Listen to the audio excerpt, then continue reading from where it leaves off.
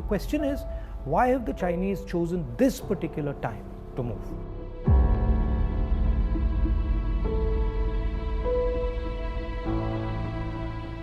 What is it about India's situation that has made China act in such an aggressive way? What is it about this moment in time that has allowed the Chinese to have the confidence that they can move against a country like India? And to understand that, you have to go into multiple spaces. Countries are protected not by one particular thing, but by a confluence of forces, by a confluence of systems. Okay? So a country is protected by its foreign relationships, it is protected by its neighborhood, it is protected by its economy, it is protected by the feeling that its people have, the vision that its people have. And what has happened over the last 6 years, that on all those areas, India has been disturbed and disrupted. And I'll cover each one of them. Let's start with foreign policy. Our relationship with the outside world used to be with multiple countries. We had a relationship with America, strategic partnership with America, I would say, and that is very important. We had a relationship with Russia, we had a relationship with Europe, and these countries used to help us maneuver in the world. Today, our relationship has become transactional.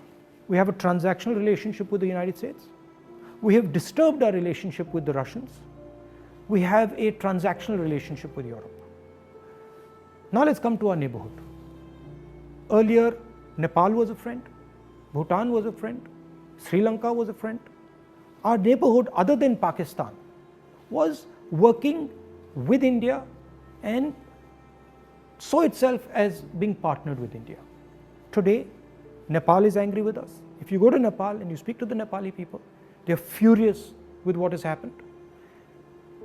Sri Lankans have given a port to the Chinese. Maldives is disturbed. Bhutan is disturbed.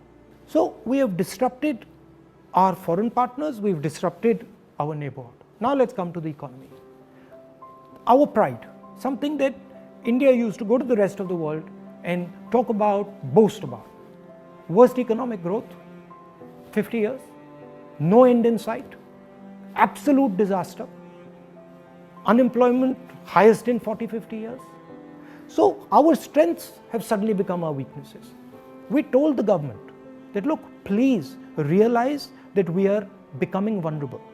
All these things are connected. They're not separate.